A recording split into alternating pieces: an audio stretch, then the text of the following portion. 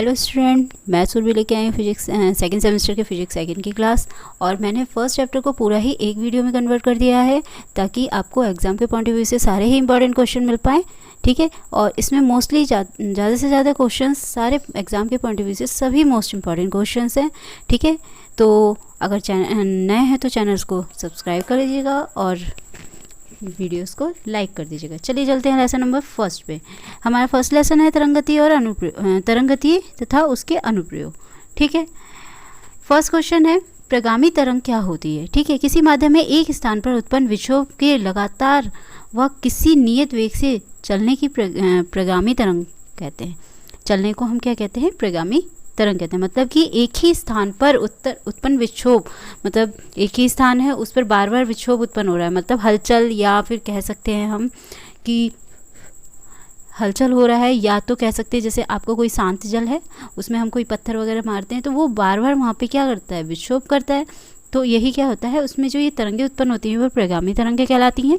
ठीक है, second question है तरंगदैर्घ्य वेग एवं आवृत्ति में संबंध। ठीक है, तरंगदैर्घ्य वेग एवं आवृत्ति में संबंध का सूत्र जो होता है v n लैम्डा होता है। मतलब v होता है तरंग चाल होता है, n होता है आवृत्ति और लैम्डा होता है तरंगदैर्घ्य। ठीक है, नेक्स्ट क्वेश्चन है सरल आवर्त प्रगामी तरंग का समीकरण बताइए। ठीक है, y a omega t minus 2 x upon lambda होता है।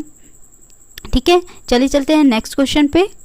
नेक्स्ट क्वेश्चन है हमारा प्रगामी तरंग किन्हें कहते हैं। ठीक है, जब समान आयाम व समान आवर्त काल की दो अनुप्रस्थ तथा अनुदैर्घ्य प्रगामी तरंगें किसी सीमित बंधे माध्यम में एक ही चाल से विपरीत दिशा में चलती है। ठीक है, तथा उनके अध्यारोपण में एक नवीन प्रकार की तरंग उत्पन्न होती है जो कि माध्यम में स्थिर प्रतीत होती है, इसी नवीन तरंग को प्रगामी तरंग कहते हैं। ठीक है, मतलब इस टाइप की तरंगें जिसपे या तो अनुदैर्घ्य तरंग उत्पन्न हो, अनुदैर्घ्य प्रगामी तरंगे, या अनुप्रस्थ प्रगामी तरंगे तथा अनुदैर्घ्य प्रगामी तरंगे, दोनों प्रकार की तरंगे उत्पन्न होती हैं, वो तरंगे क्या कहलाती हैं? प्रगामी अप्रगामी तरंगे कहलाती हैं। ठीक है, जो किस तरह से चलती हैं? वो एक ही चाल में विपरीत दिशा में चलती हैं। ठीक है, नेक्स्ट आते हैं क्वेश्चन।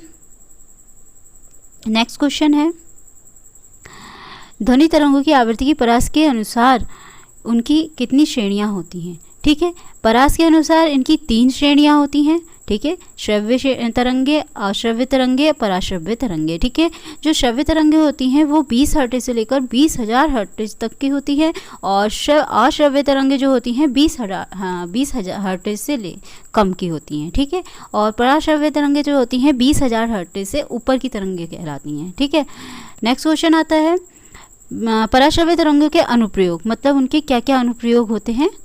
पहला अनुप्रयोग होता है संकेत प्रक्षेपित करने में। ठीक है, और समुद्र की गहराई नापने में, समुद्र में डूबे बर्फ के खंडों तथा पनडुब्बी की उपस्थिति का पता लगाने में, और नेक्स्ट है ठंडा वेल्डिंग करने में। ठीक है, नेक्स्ट आते हैं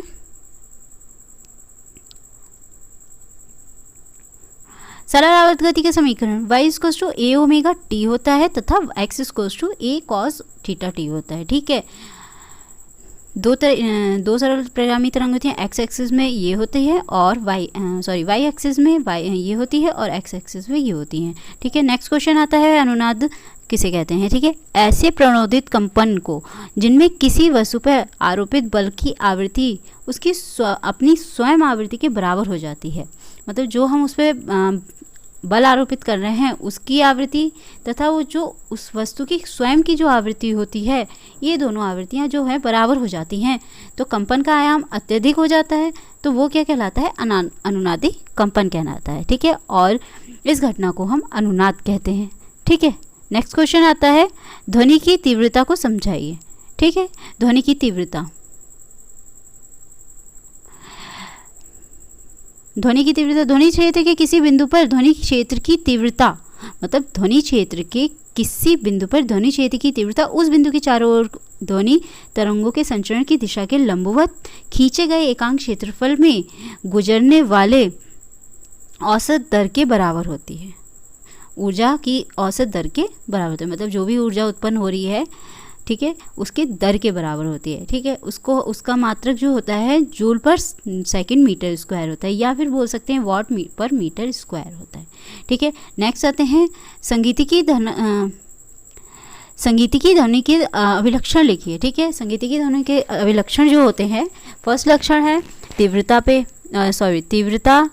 स्वरीय तारतम्य या रूप या प्रकृति। ठीक है, ये 3 प्रकार के लक्षण पाए जाते हैं।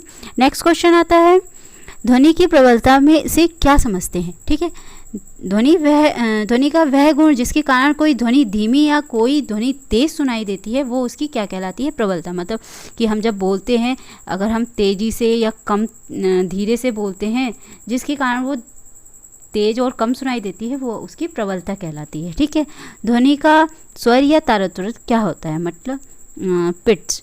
ठीक है, स्वर या तारतम्य ध्वनि का वह गुण होता है जिसकी सहायता से ध्वनि को मोटा या पतला कहा जाता है। ठीक है, मोटी ध्वनि को नीचे तारतम्य तथा पतली ध्वनि को ऊंचे तारतम्य कहते हैं। मतलब जो जितना ज़्यादा मोटा बोलता है वो नीचे तारतम्य कहलाता है। ठीक है, और जो जितना पतला बोलता है वो ऊंचे तारतम्य कहलाता है। ठीक है, नेक्स्ट क्वेश्चन आता है अनुरण तथा अनुरण काल को समझाइए। ठीक है, किसी ध्वनि में ध्वनि के बंद हो जाने के पश्चात उसमें ध्वनि गुंजन के ठहराव को अनुरण कहते हैं। ठीक है, और ध्वनि के स्रोत के बंद होने के क्षय से उसकी ध्वनि गुंजन के अश्रव्य होने के क्षण तक के समय अंतर को अनुरण काल कहते हैं। मतलब कि जब हम किसी भी बंद कमरे में बोलते हैं, तो जब हमारी आवाज़ जो है दीवारों से टकराकर क्या होती है, गूंजती है, तो वो गूंजन, मतलब जो वो गूंज रही है, वो अनुरण कहलाता है। और जब तक वो गूंजती है, जब बोलते हैं और जब तक वो रहती है वहाँ पर साउंड, ठीक है, तो वो कहलाता है अनुरण काल। ठीक है, मतलब जितने देर तक वो सुनाई दे सकता है, वो अनुरण काल कहलाता है। ठीक है, उसके बाद आते हैं नेक्स्ट क्वेश्चन पे, अनुरण काल के सेबाइन का सूत्र बताइए। ठीक है, तो फर्स्ट क्वेश्चन इसका सूत्र है T=0.165 V/A। ठीक है, ये आपका संपूर्ण सतहों के लिए क्षेत्रफल है। इसको हम इस टाइप से लिख सकते हैं, जैसे कि A=A1 S1 plus A2 S2 plus A3 S3। ठीक है, अगर संपूर्ण सतहों पर क्षेत्रफल के लिए निकालें तो, ठीक है, संपूर्ण सतहों का क्षेत्रफल निकालेंगे तो वो इस टाइप से आएगा। ठीक है, नेक्स्ट क्वेश्चन पे आते हैं। हाँ, तरंगे कितने प्रकार की होती है? तरंगे 2 प्रकार की होती है, अनुप्रस्थ तरंगे और अनुदैर्घ्य तरंगे। अनुप्रस्थ तरंगे जिस तरंगों के माध्यम में चलने पर माध्यम के कण तरंग गति की दिशा के लंबवत दिशा में कंपन करने लगते हैं, वो अनुप्रस्थ तरंगे कहलाते हैं। ठीक है, इस टाइप से कंपन जब करते हैं तो वो अनुप्रस्थ तरंगे कहलाती हैं। ठीक है, ये दिशा के लंबवत करती है। ठीक है, और अनुदैर्घ्य तरंगे होती है किसी माध्यम में तरंग चलने पर यदि माध्यम के कण तरंग के दिशा में ही मतलब समांतर कंपन करने लगते हैं, उन तरंगों को हम क्या कहते हैं? अनुदैर्घ्य तरंगे। मतलब कि जैसे स्प्रिंग होता है, उसमें जो तरंगे उत्पन्न होती हैं, वो तरंगे आपकी अनुदैर्घ्य तरंगे कहलाती हैं। ठीक है, अनुदैर्घ्य तरंगे सभी प्रकार के माध्यमों में होती है उत्पन्न, ठोस, द्रव और गैस सब में होती है। ठीक है, उसके बाद आता है नेक्स्ट क्वेश्चन, निम्नलिखित पर टिप्पणी लिखिए। ठीक है, पहला क्वेश्चन है तरंग आयाम, सेकंड आवृत्ति, थर्ड आवर्तकाल, चौथा तरंग की चाल। ठीक है, फर्स्ट की डेफिनेशन है कि किसी तरंग का आयाम उसके ऊपर स्थिर माध्यम के कण के कंपन आयाम के बराबर होता है। इसे हम ए से प्रेजेंट करते हैं। मतलब कि कोई माध्यम के जितना लंबवत ऊपर या नीचे की साइड कंपन करता है, वही आपका आयाम कहलाता है। मतलब ये डिस्टेंस इसकी आयाम कहलाती है। ठीक है, नेक्स्ट पॉइंट पे आते हैं, आवृत्ति। माध्यम के किसी बिंदु पर 1 सेकंड में जितने तरंगे गुजरती हैं, मतलब कि 1 सेकंड में जितनी तरंगे उसमें से गुजरती हैं, वो तरंगे आपकी आवृत्ति कहलाती है। ठीक है, आवर्तकाल, तरंग के ऊपर स्थित माध्यम का कण जितने समय में एक कंपन पूरा करता है, मतलब कि जितने समय में एक कंपन तक चलता है, वो उसका आवर्तकाल कहलाता है। ठीक है, तरंग की चाल, कोई तरंग किसी माध्यम में 1 सेकंड में जितनी दूरी चलती है, उसे तरंग की चाल कहते हैं। ठीक है, नेक्स्ट क्वेश्चन आता है, तरंग दैर्घ्य, वेग तथा आवृत्ति में संबंध का सूत्र स्पष्ट कीजिए। ठीक है, तो ये संबंध का सूत्र है लिखा है, माना किसी तरंग का किसी माध्यम में वेग उसकी तरंग दैर्घ्य, यहाँ सॉरी लैम्डा लिखा है, लैम्डा आवर्तकाल t, आवृत्ति n है। तो तरंग दैर्घ्य की परिभाषा के अनुसार तरंग दैर्घ्य तरंग द्वारा कंपनशील कण के आवर्तकाल t में चली गई दूरी होती है, अर्थात 1 सेकंड में तय की गई दूरी लैम्डा होती है, सॉरी t सेकंड में तय की गई दूरी लैम्डा। ठीक है, तो 1 सेकंड में तय की गई दूरी क्या हो जाएगी, t आपका इसके अपॉन में चला जाएगा तो लैम्डा अपॉन t हो जाएगी। ठीक है, परंतु तरंग द्वारा 1 सेकंड में चली गई दूरी उसकी चाल के बराबर होती है। ठीक है, जो 1 सेकंड में दूरी चलता है वो उसकी चाल के बराबर होती है। तो जितनी दूरी इसने चली 1 सेकंड में वो चाल के बराबर हो गई, तो लैम्डा v बराबर लैम्डा अपॉन टी हो जाएगा। और हमें पता है n equals to 1 upon T होता है, तो हम t को लिख सकते हैं t equals to 1 upon n।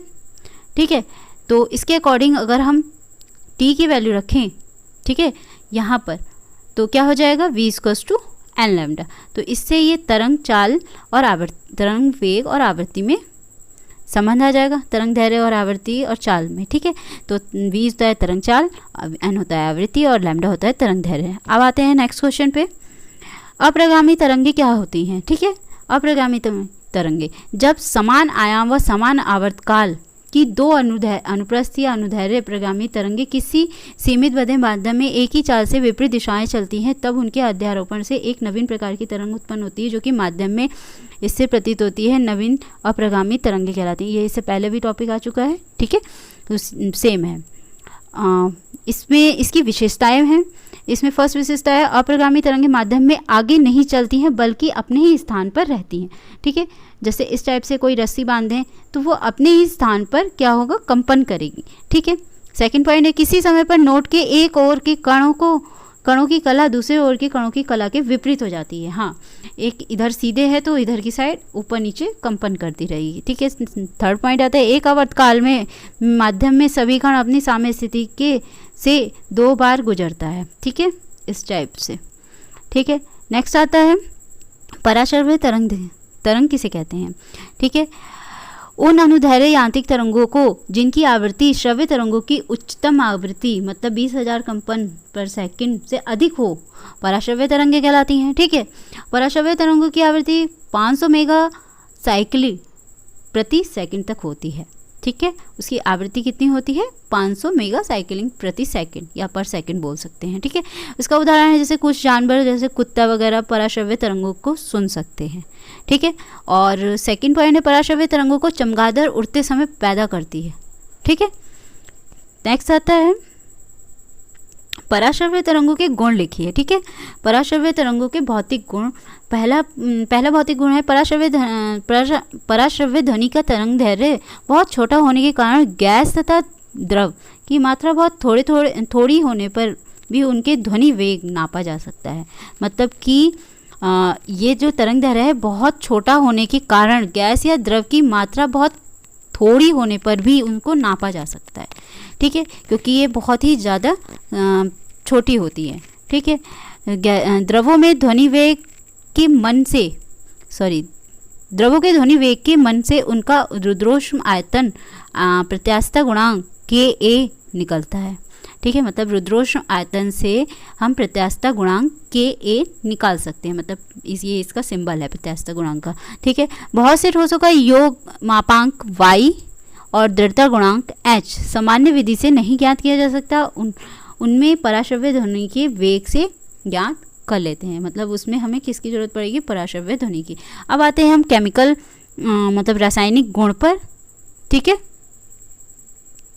तो इसका रासायनिक गुण है, फर्स्ट रासायनिक गुण है कि पोटेशियम आयोडाइड के घोल में या हाइड्रोजन सल्फाइड में पराश्रव्य ध्वनि का संचरण होने पर इन आयन यौगिकों में I तथा S अलग हो जाते हैं। यह प्रक्रिया ऑक्सीकरण की है।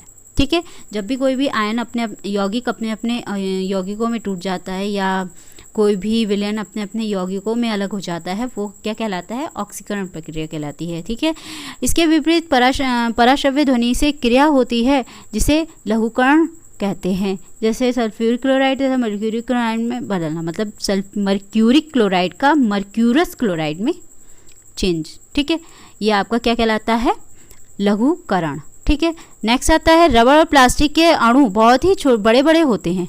ठीक है। ये छोटे अणुओं के बहुलीकरण क्रिया से बने होते हैं। ठीक है, मतलब कि रबर और प्लास्टिक के अणु जो होते हैं बहुत छोटे छोटे होते हैं, ये मिल के बनता है बड़ा।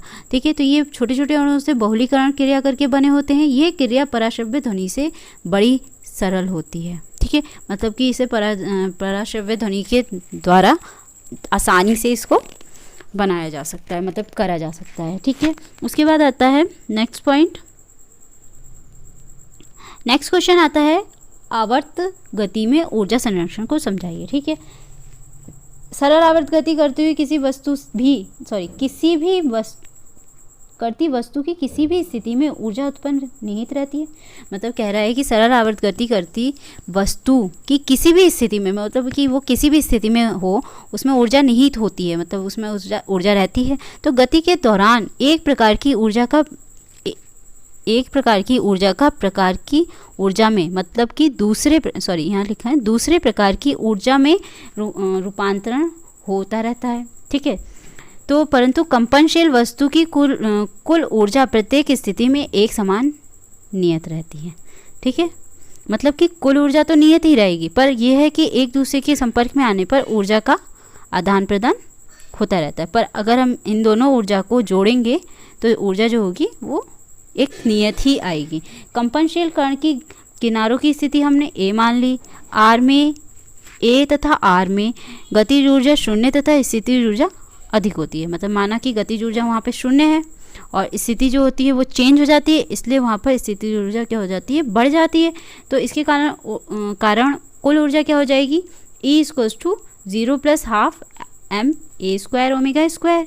ठीक है, तो किसी अन्य स्थिति P में जहाँ x है, विस्थापन मतलब जहाँ x है, तो वहाँ गतिज ऊर्जा का फॉर्मूला K = ½ mv² हो जाएगा। ठीक है, तो अगर यहाँ पे K = ½ mv² है तो हम यहाँ से v की वैल्यू लगा देंगे। v की वैल्यू जो होती है वो होती है ω√a² - x²। ठीक है, विस्थापन के लिए। ठीक, तो जब हम इसकी वैल्यू रख देंगे तो ये फॉर्मूला आ जाएगा। तो स्थितिज ऊर्जा का फॉर्मूला होता है U = ½ mv² होता है, सॉरी mx² ओमेगा² है। ठीक है, तो कुल ऊर्जा का फॉर्मूला क्या होता है, E = K + U। ठीक है, तो K का मान क्या है आपका, ½ m ω√a² - x² और E का मान है, U का मान है आपका ½ mx² ओमेगा²। ठीक है, तो आपका फॉर्मूला क्या आ जाएगा, E = ½ m ओमेगा² x², यहाँ पे x लिखा है, ½ m ओमेगा² और x²।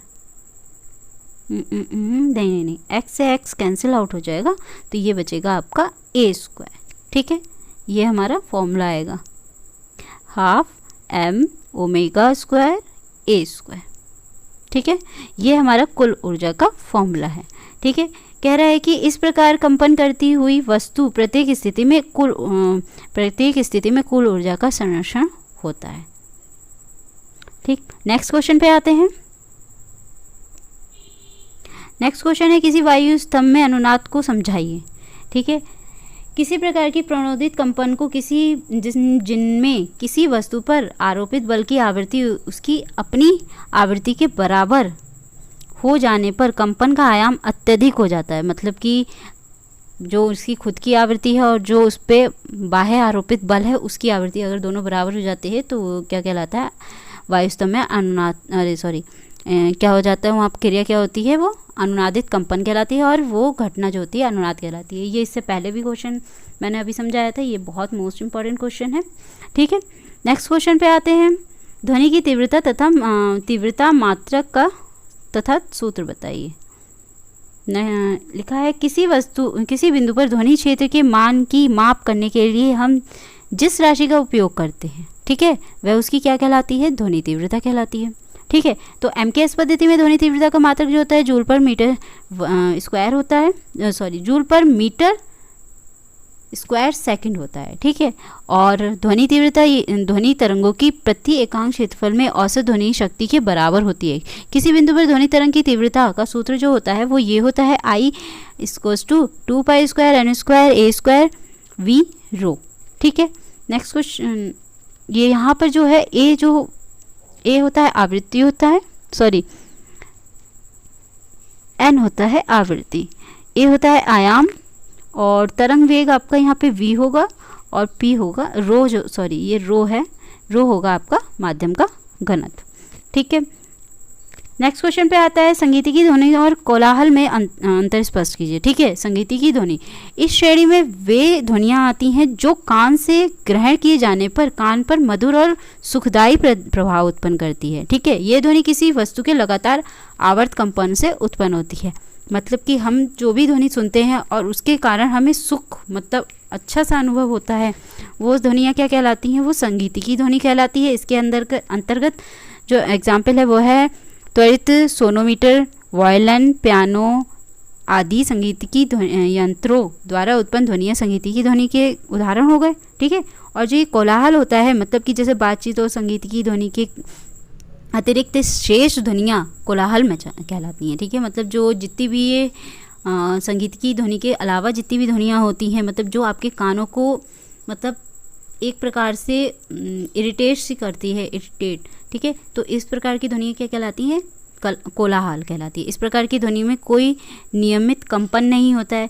हाँ, इसमें नियमित कंपन भी होता है। संगीत की ध्वनि जो होता है इसमें नियमित कंपन होता है। इसमें कोई ऐसा नहीं कि अजीब सी आवाज़ नहीं आती है। ठीक है, एक मधुर सी आवाज़ आती है। ठीक है, पर इसमें क्या होता है, इसमें अजीबोगरीब सी आवाज़ आती है जिसके कारण इंसान को थोड़ी सी अजीब सा महसूस होता है। ठीक है, तो नियमित कंपन नहीं होते तथा उन कंपनों का आयाम भी अनियमित रूप से घटता बढ़ता रहता है। जैसे कि बंदूक छूटने की ध्वनि, ठीक है, बहुत तेज़ी से आती है।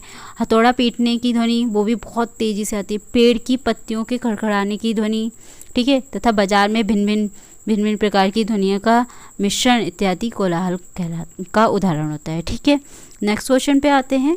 ओपन विंडो यूनिट किसे कहते हैं? ठीक है, माना किसी अवशोषण सतह का अवशोषण गुणांक A, ठीक है, और सतह का कुल क्षेत्रफल S, ठीक है, तो ये क्या हो जाएगा, तो सतह का कुल अवशोषण का फॉर्मूला हो जाएगा A = S × A या A × S। ठीक है, A जो होगा अवशोषण गुणांक, S जो होगा क्षेत्रफल हो जाएगा, और A जो होगा गुणनफल हो जाएगा। ठीक है, इन दोनों का। नेक्स्ट क्वेश्चन पे आता है अनुनाद। ठीक है, ये अनुनाद का लॉन्ग क्वेश्चन है जिसमें किस प्रकार से आएगा ये पूरा बताया है। ठीक है, यांत्रिकी अनुनाद तथा विद्युत अनुनाद के उदाहरण भी दिए हुए हैं इसमें दोनों के। ठीक है, ये बहुत ही ज़्यादा मोस्ट इम्पॉर्टेंट क्वेश्चन है एग्जाम के लिए। ठीक है, जब किसी कंपन कर सकने में, ठीक है, जब किसी कंपन कर सकने में समर्थ वस्तु पर एक बाह्य बल लगाया जाता है। कह रहा है कि जब किसी कंपन कर सकने में समर्थ वस्तु पर एक बाह्य आवर्त बल लगाया जाता है जिसकी आवृत्ति वस्तु की स्वाभाविक आवृत्ति के से भिन्न होती है। ठीक है, तो वस्तु बाह्य आवृत्ति की प्रणोदित कंपन करने लगती है। ठीक है, बाह्य बल की आवृत्ति से प्रणोदित कंपन करने लगती है, तो इन कंपनों का आयाम प्राय बहुत अधिक नहीं होता। ठीक है, मतलब वो ज़्यादा ऊपर नीचे मूव नहीं करती है। तो यदि आरोपित बल की आवृत्ति वस्तु की स्वाभाविक आवृत्ति के बराबर हो जाए तो वस्तु को प्रणोदित कंपनों का आयाम, तब जो उसमें वस्तु में जो प्रणोदित कंपन उत्पन्न होता है उसका आयाम क्या हो जाता है, बहुत ही ज़्यादा हो जाता है। ठीक है, तो सैद्धांतिक रूप से कंपन आयाम अनंत हो जाना चाहिए। ठीक है, यह अवमंदन शून्य हो। ठीक है, या तो अनंत हो जाए या तो वहाँ पे अवमंदन शून्य हो जाता है। ठीक है, जिसके कारण अगर ज़्यादा अत्यधिक आयाम हो जाता है तो इस प्रकार के प्रणोदित कंपन को जिनमें किसी वस्तु पर आरोपित बल की आवृत्ति उसकी स्वाभाविक आवृत्ति के बराबर हो जाने पर कंपन का आयाम अत्यधिक हो जाता है, अनुनादी कंपन कहलाता है तथा इस घटना को अनुनाद कहते हैं। और प्रणोदित कंपनों में अनुनाद की निम्न शर्तें होती हैं। ठीक है, ये तो हो गया आपका अनुनाद।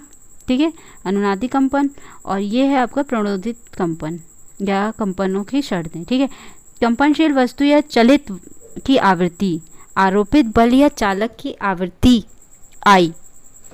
ठीक है, लटकते पुल पर सेना का चलना। ठीक है, किसी लटकते पुल के ऊपर जब कोई सेना की टुकड़ी गुजरती है तो उनको कदम ना मिलाकर चलने का आदेश दिया जाता है। क्यों दिया जाता है? ताकि जब अगर वो कदम से कदम मिला के चलेंगे तो एक तरफ भार पड़ जाएगा, जिसके कारण जो पुल होता है वो टूट भी सकता है। इसलिए कहा जाता है उनसे कि कदम से कदम मिलाकर ना चलें, ताकि वो आसानी से उसे पार कर पाएँ। नहीं तो वो क्या हो जाएगा, अगर कदम से कदम मिलाएंगे तो आयाम बढ़ जाएगा एक साइड का, ठीक है, एक साइड जब वो रखेंगे पैर एक साथ, तो जिसके कारण पुल टूट भी सकता है, ठीक है। तो इसलिए उनको कदम से कदम मिलाकर चलने के लिए अनुमति नहीं दी जाती है, ठीक है। कह रहा है कि रेडियो संग्राही में विद्युतीय अनुनाद कैसे होता है, ठीक है। तो कह रहा है कि प्रत्येक रेडियो संग्राही में एक दोलनी विद्युत परिपथ होता है, ठीक है, एक दोलनी विद्युत परिपथ होता है, जिसकी आवृत्ति परिपथ में जुड़े प्रेरकत्व तथा संधारित्र की धारिता पर निर्भर करता है। मतलब जो उसकी कैपेसिटी होती है उस पर निर्भर करता है। जब किसी रेडियो स्टेशन को ग्रहण करने के लिए हम अपने सेट को ट्यून करते हैं, ठीक है, तो हम अपने सेट के दोलनी परिपथ की आवृत्ति को तब तक बदलते हैं जब तक कि इस परिपथ की आवृत्ति उस रेडियो स्टेशन की आवृत्ति के बराबर ना हो जाए, ठीक है। जब उसके बराबर हो जाती है आवृत्ति, वो क्या होता है, कैच कर लेता है। कैच करने से वो आपका रेडियो वगैरह जो भी होता है स्टेशन पकड़ लेता है, तो वो चलने लगता है। तो जब हमारे संग्राही में लगे दोलनी परिपथ की स्वाभाविक आवृत्ति में अनुनाद होता है, तब संग्राही द्वारा ही वह विशेष स्टेशन ग्रहण कर लिया जाता है, जिसके कारण वो क्या होता है, रेडियो आपका चलने लगता है, ठीक है। नेक्स्ट आता है भवन ध्वनिकी पर टिप्पणी लिखिए और सेबाइन का सूत्र बताइए, ठीक है।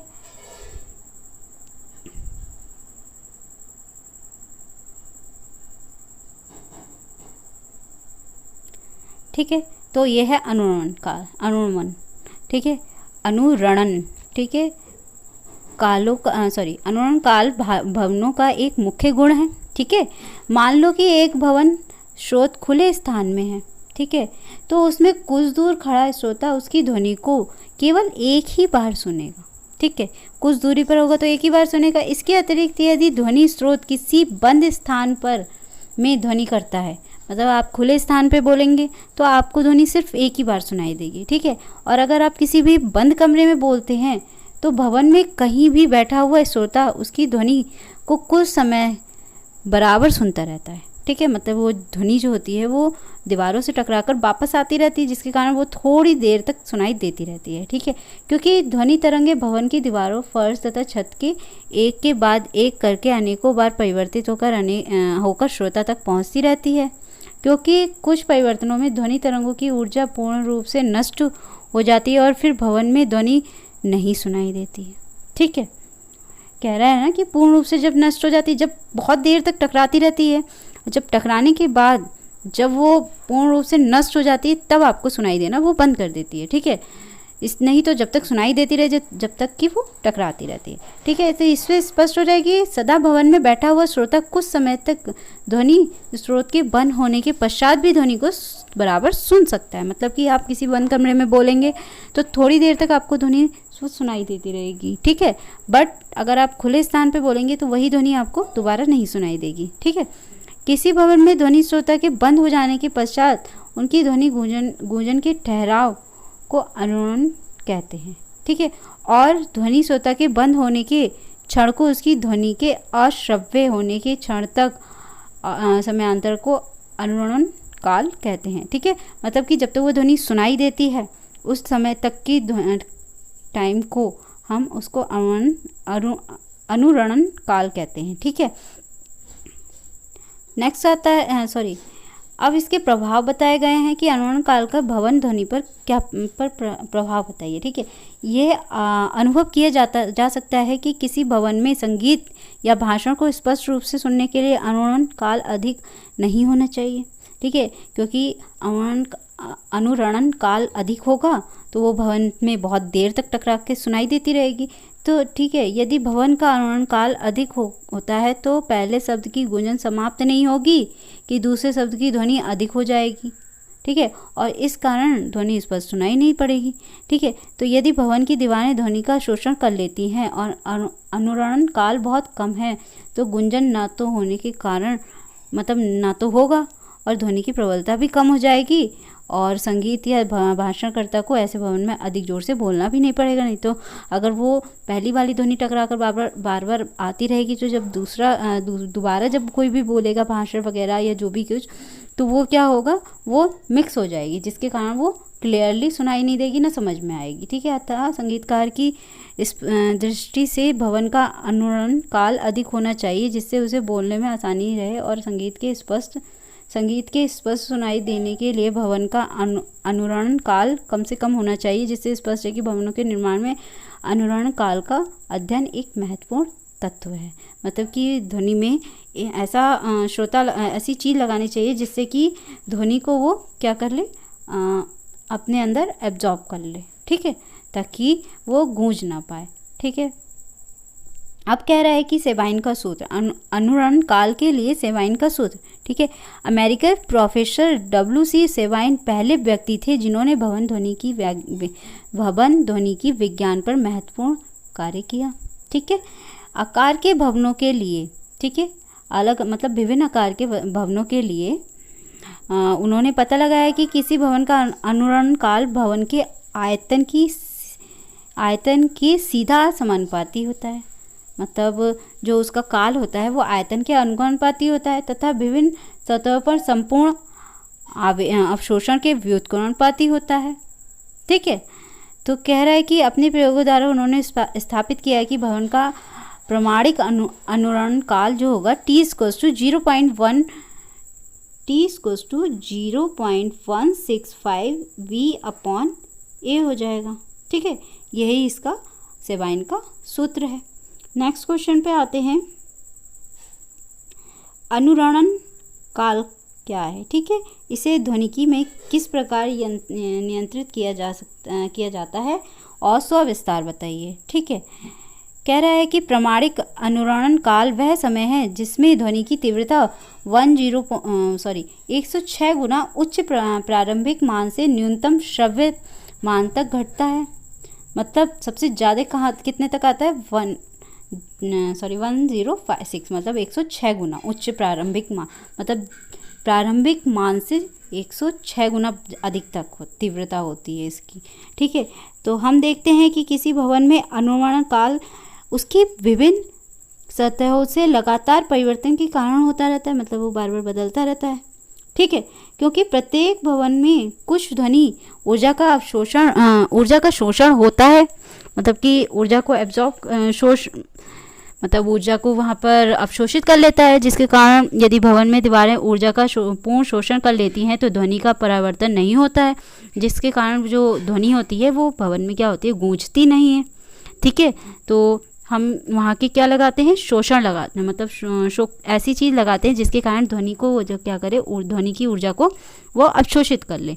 ठीक है, इसमें बता रहा है कि अनुरणन काल का नियंत्रण मतलब कैसे नियंत्रित किया जाता है, क्योंकि अनुरणन काल भवन के आयतन और तथा उसके अंदर रखी वस्तुओं और दीवारों की अवशोषण शक्ति पर निर्भर करता है, मतलब कि वो कितना अवशोषित कर सकता है। ठीक है, अतः कमरे के अंदर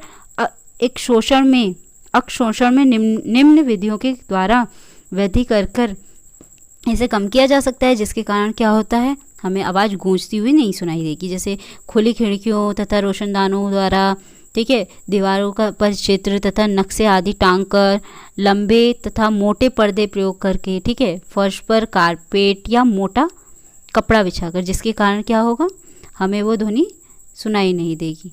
ठीक है, मतलब वो अवशोषित कर लेगा ध्वनि को।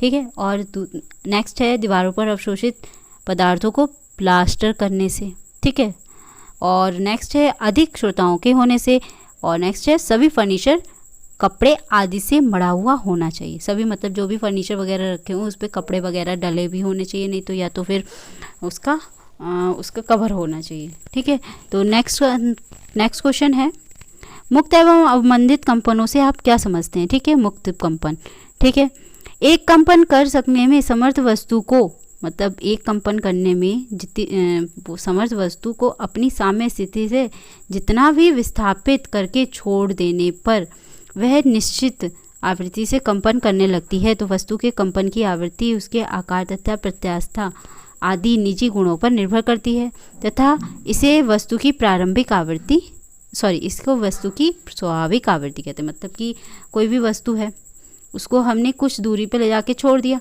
तो वो क्या होगा, अपने ही साम्य स्थिति के दोलन करने लगेगी। ठीक है, और अपनी स्वाभाविक स्थिति के अनुसार ही वहाँ पर कंपन करेगी। ठीक है, इसके एग्जाम्पल बताया है इसने कि डोरी से लटका लोलक अपनी स्वाभाविक आवृत्ति से कंपन करता है, जिसका मान डोरी की लंबाई तथा उसके स्थान पर गुरुत्वीय त्वरण पर उस स्थान पर गुरुत्वीय त्वरण पर निर्भर करता है। मतलब कि थोड़ी देर बाद जो होता है ये ऐसे धीरे धीरे कंपन करके ये अपनी सामान्य स्थिति में दोबारा से रुक जाती है। ठीक है, अब कह रहा है कि अवमंदित कंपन। ठीक है, अवमंदित कंपन क्या होता है? व्यवहार में जब कोई वस्तु किसी माध्यम में कंपन करती है, ठीक है, तो माध्यम का घर्षण बल अवरोधी बल का कार्य करता है। मतलब कि कोई घर्षण बल लग रहा है किसी में, तो वो उसको अवरोध कर रहा है, मतलब कि उसको आगे मूव करने से रोक रहा है, जिसके कारण माध्यम के अवरोधी बल के अवमंदन के विरुद्ध कार्य करने में कंपनशील वस्तु की ऊर्जा निरंतर क्षय होती रहती है। मतलब बार बार उसमें क्या होती है? घटती रहती है। अतः व्यवहारिक कंपनों में कंपनशील वस्तु की ऊर्जा निरंतर घटती जाने के कारण उसका आयाम, कंपन आयाम क्या हो जाता है? वो घट जाता है, जिसके कारण वो क्या होता है? दोलन करना थोड़ी देर बाद बंद कर देता है। तो इस प्रकार के कंपनों को अवमंदित कंपन कहा जाता है। ठीक है, इसके एग्जाम्पल क्या क्या है? किसी घर्षण युक्त माध्यम में किसी भार युक्त स्प्रिंग में के हवा में कंपन करना, ठीक है, और तने तार के हवा में कंपन करना। ठीक है, कोई भी तना तार होता है जब हवा में कंपन करता है तो थोड़ी देर बाद क्या होता है? वो अपने आप ही रुक जाता है। ठीक है, नेक्स्ट क्वेश्चन पे आते हैं। प्रणोदित कंपन किसे कहते हैं? ठीक है, प्रणोदित कंपन, सॉरी यहाँ लिखा हुआ है प्रणोदित कंपन वे कंपन है जिसमें कोई कंपन कर सकने में समर्थ वस्तु किसी माध्यम में एक बाह्य आवर्त बल के प्रारंभिक नियत आयाम तथा नियत काल में आवर्त बल की आवृत्ति से कंपन करता है। ठीक है, मतलब कि एक निश्चित आयाम पर उसको लाकर या निश्चित कला तक लाकर उसको छोड़ दिया जाता है। ठीक है, तो कंपन करने वाली वस्तु को चलित तथा कंपन करने वाले बाह्य बल को चालक कहा जाता है। मतलब जो वस्तु है उसे चलित कहते हैं और जो बाह्य बल लगाया जा रहा है वो क्या कहलाता है? वो चालक कहलाता है। जैसे उदाहरण में बताया गया है कि जब एक तने हुए पतले तार को किसी चुंबक के ध्रुवों के बीच लाकर उसमें परिवर्ती धारा प्रवाहित की जाती है तो तार परिवर्तित धारा की आवृत्ति के बराबर आवृत्ति करने लगता है। ठीक है, अतः तार के कंपन प्रणोदित कंपन कहलाते हैं। मतलब जो भी तार में कंपन होने लगता है इसके कारण करंट धारा प्रवाहित करने के कारण, तो वो क्या कहलाता है? प्रणोदित कंपन कहलाता है। सुरमापी तथा अन्य यंत्रों जैसे पियानो, वायलिन तथा सितार आदि में एक खोखला बक्सा लगा होता है जो ध्वनि बोर्ड कहलाता है। ठीक है, इन सब में एक बक्सा लगा होता है जो ध्वनि बोर्ड कहलाता है। इस ध्वनि बोर्ड में भरी हवा में तार के कंपनों द्वारा प्रणोदित कंपन उत्पन्न हो जाता है।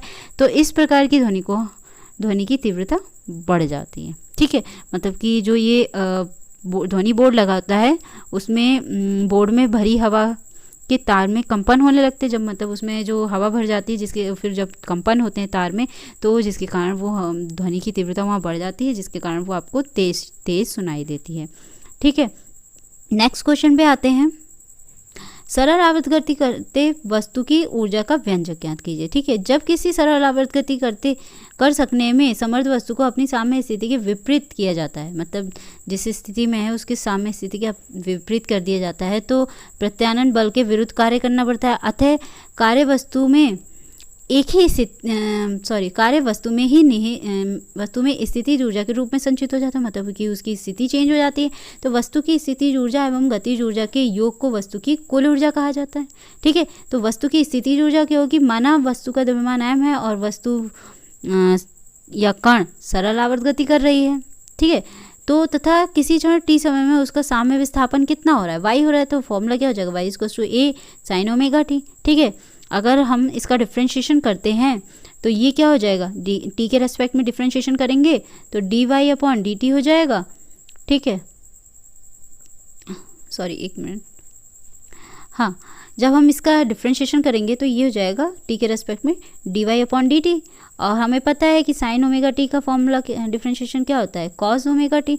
और फिर ओमेगा टी का करेंगे तो ये a omega cos omega T आ जाएगा। ठीक है, और हमें पता है चाल बराबर होता है दूरी बटे समय, तो हम इसको v लिख सकते हैं, v = dy/dt।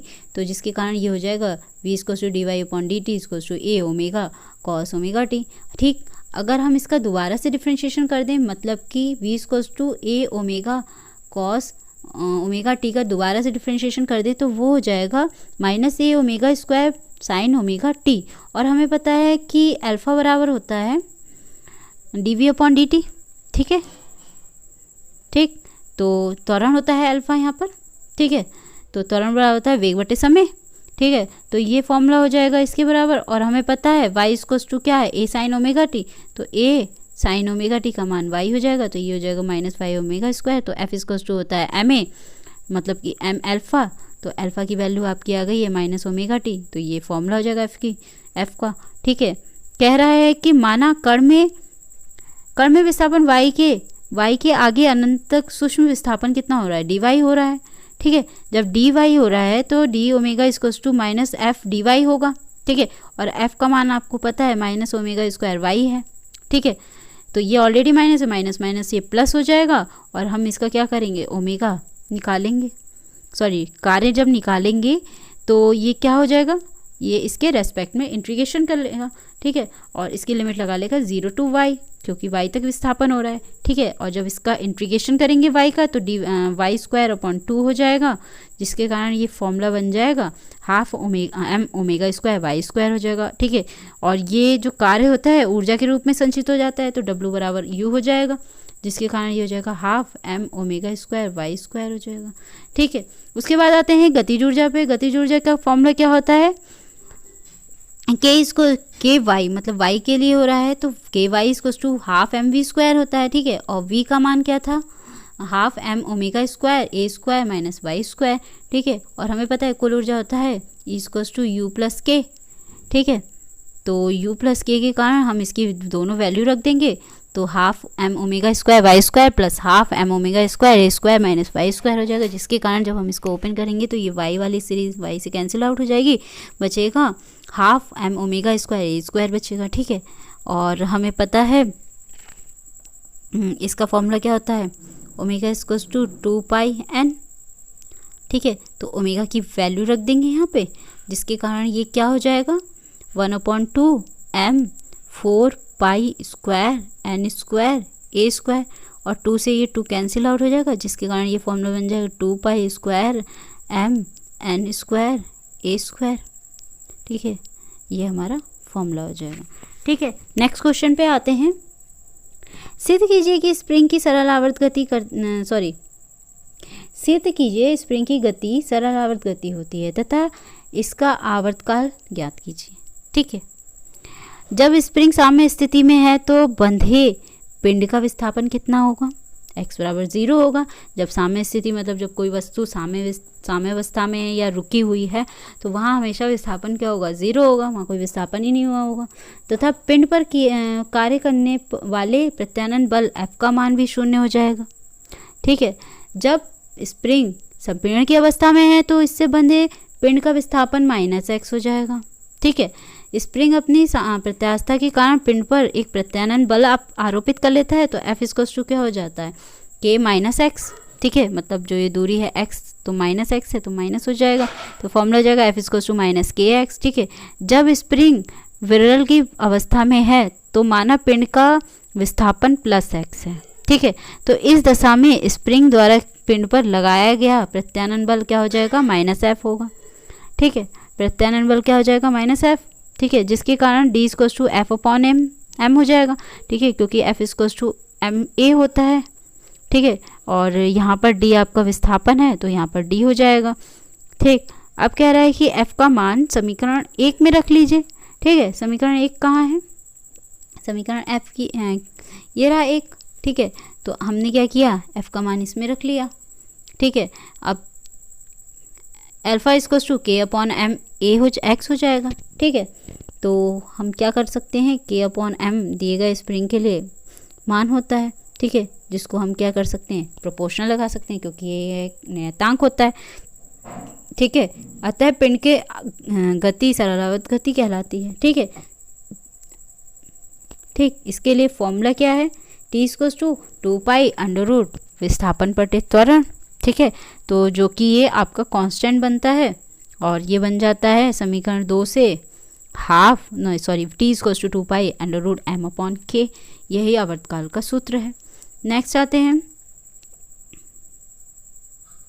सिद्ध कीजिए कि सरल लोलक की गति सरल आवर्त गति होती है, इसकी आवर्तकाल का व्यंजक भी प्राप्त कीजिए, ठीक है। यदि एक सूक्ष्म आकार से एक सूक्ष्म आकार के भारी धातु के गोले को भारहीन लंबाई में ना बढ़ सकने वाले तथा पूर्ण लचकदार धागे से बांधकर ऊपरी सिरे से क्लैंप कर दिया जाए, मतलब यहाँ पर जोड़ दिया जाए, तथा ये समायोजन सरल लोलक कहलाता है। ठीक है, मतलब कह रहा है कि एक सूक्ष्म आकार का भारी सा गोला ले लें, ठीक है, और एक लचीले से धागे में उसको क्या करें, बांध दें। बांधने के बाद एक जगह उसको टांग दें। ठीक है, तो ये क्या कहलाएगा आपका, ये समायोजन सरल लोलक कहलाएगा। ठीक है, इसकी लंबाई क्या हो जाएगी, मान लीजिए इसकी लंबाई L है। ठीक है, तो कह रहा है कि मानस लोलक को अपनी विराम अवस्था ए से लेकर B की ओर विस्थापित किया जाता है। ठीक है, अब जब यहाँ से यहाँ तक विस्थापित किया जाता है तो उसमें कुछ ना कुछ तो विस्थापन होगा, जिसके कारण एंगल कुछ ना कुछ तो बनेगा ही। जब विस्थापन करेंगे तो वहाँ जो एंगल होगा वो हो जाएगा थीटा। ठीक है, तो अंडर रूट ए ओ बी जो होगा आपका थीटा हो जाएगा। ठीक, यहाँ पर थीटा है ये।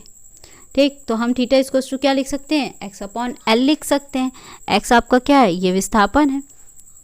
ठीक है, अब कह रहा है कि स्थिति B में लोलक पर निम्न बल कार्य करेगा। ठीक है, लोलक पर निम्न बल कार्य करेगा, एक तो नीचे की साइड mg बल कार्य करेगा। ठीक है, ठीक है, और ऊर्ध्वाधर दिशा में नीचे की ओर, नीचे की ओर लगेगा। ठीक है, और तनाव बल मतलब डोरी का तनाव T ऊपर की ओर BO की दिशा में। ठीक है, अब कह रहा है कि प्रत्यानयन बल के कारण लोलक में उत्पन्न त्वरण क्या हो जाएगा, त्वरण अल्फा इक्वल्स टू बल इनटू द्रव्यमान।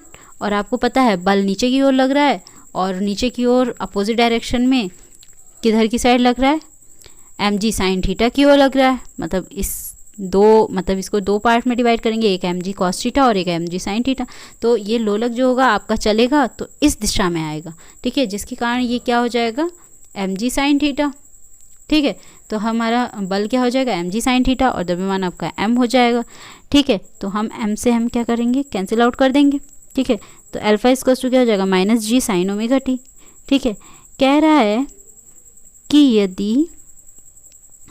यदि कोण थीटा बहुत छोटा हो, ठीक है, जब एंगल छोटा होता है तो वहाँ साइन कॉस वगैरह की जगह हम सिर्फ एंगल को ही शो कर देते हैं। ठीक है, तो alpha equals to -g theta हो जाएगा। ठीक है, और थीटा भी हमने निकाला x/L होता है, ये रखने पर क्या हो जाएगा, ये फॉर्मूला बन जाएगा। और हमें पता है k इक्वल्स टू g/L होता है। ठीक है, हम यहाँ पर k की वैल्यू रख देंगे, और k हमारा एक नियतांक है। ठीक है, जिसको हम हटाते हैं तो प्रोपोर्शनल लग जाता है, तो अल्फा प्रोपोर्शनल -x हो जाएगा।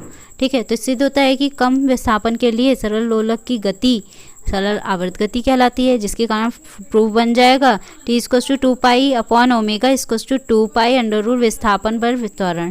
ठीक है, तो इसकी वैल्यू क्या हो जाएगी, t इक्वल्स टू 2π/L/g हो जाएगा। ठीक है, यही विस्थापन का समीकरण का सूत्र है। ठीक है, उसके बाद आते हैं एक न्यूमेरिकल है जो कि एग्जाम के पॉइंट ऑफ व्यू से बहुत ज़्यादा महत्वपूर्ण है। ठीक है, कह रहा है कि एक हल्के स्प्रिंग से 1 किलोग्राम का बाट लटका दिया जाता है तो 1 सेकंड में 4 दोलन करता है।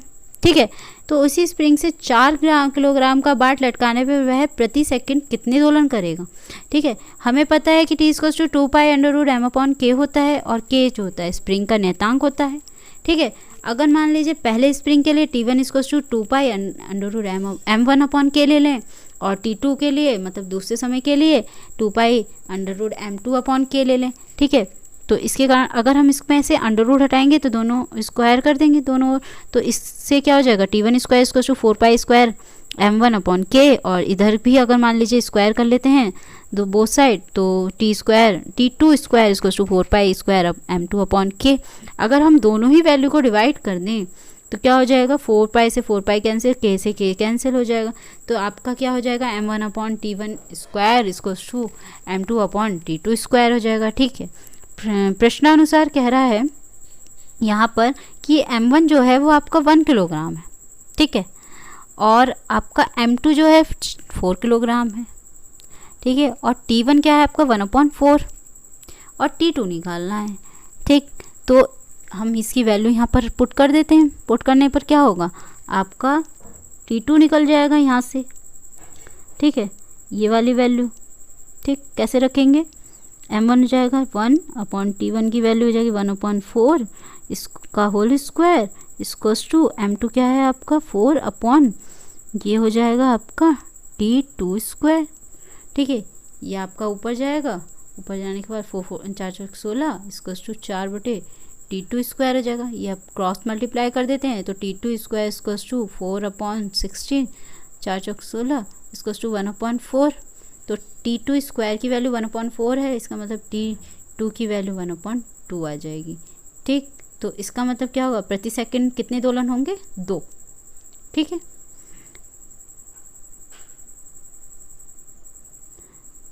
ठीक है, प्रति सेकंड कितने दोलन होंगे, 2। ये कुछ इंपॉर्टेंट क्वेश्चन है आने वाले एग्जाम के लिए, ठीक है। Thank you.